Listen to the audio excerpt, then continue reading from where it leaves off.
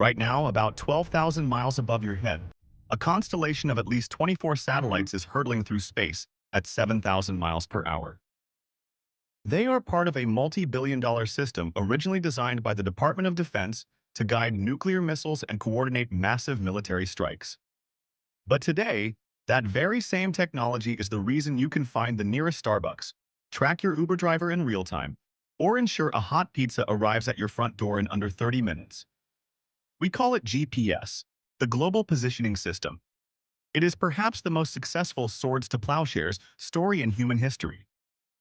How did a top-secret Cold War weapon become a free, invisible utility that the entire world now relies on? The answer involves a beeping Soviet satellite, two curious physicists, and a tragic aviation disaster that changed the world forever. Today, we're uncovering the hidden story of how we mapped the world from space. Our story begins on a crisp October night in 1957. The Soviet Union had just launched Sputnik 1, the world's first artificial satellite.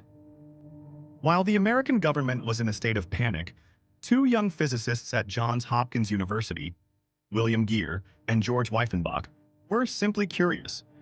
They decided to see if they could listen to Sputnik's radio signal. They found that as the satellite approached their lab, the frequency of its beep got higher, and as it moved away, the frequency dropped. This is known as the Doppler effect. By analyzing this shift in frequency, they realized they could track exactly where the satellite was in orbit from a single point on the ground. When their boss, Frank McClure, heard about this, he asked a revolutionary question. If you know where the satellite is and you can find your location relative to it, couldn't you reverse the math? He realized that if you knew the exact position of a satellite in the sky, you could use its signal to determine your own precise location on Earth. It was a eureka moment, but it wasn't meant for hikers or delivery drivers.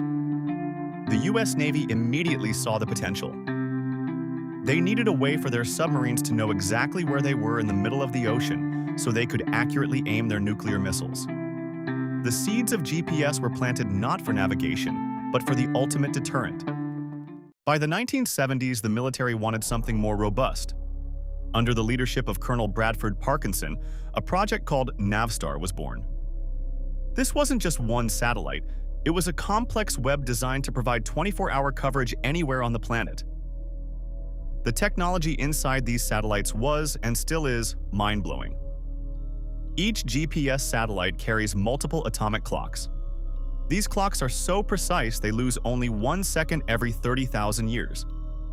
This precision is vital because GPS doesn't actually measure distance in the traditional sense.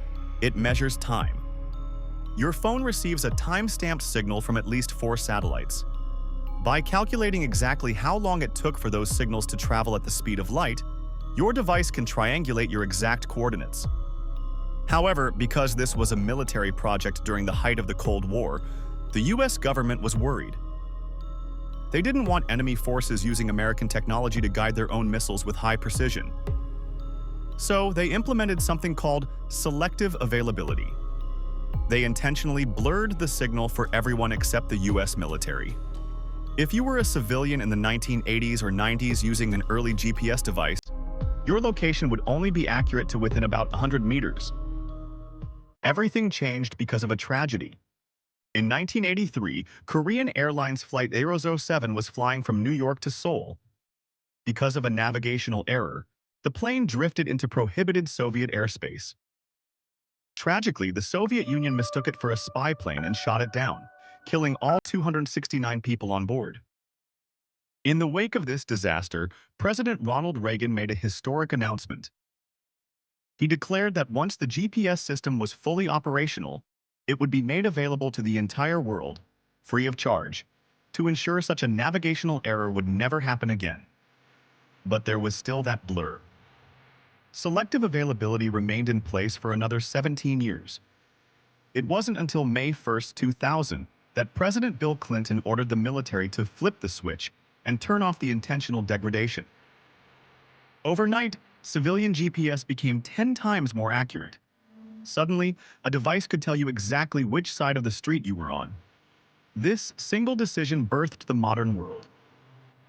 Without it, There would be no Google Maps, no geocaching, no drone deliveries, and no ride-sharing apps.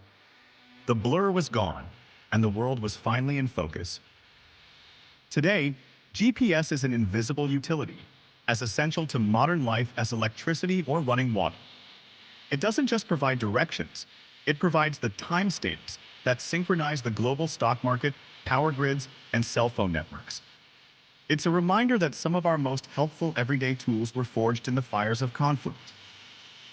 Next time you check your phone to see how far away your pizza is, take a second to look up. You're being guided by a multi-billion-dollar military constellation that turned from a weapon of war into a guide for humanity.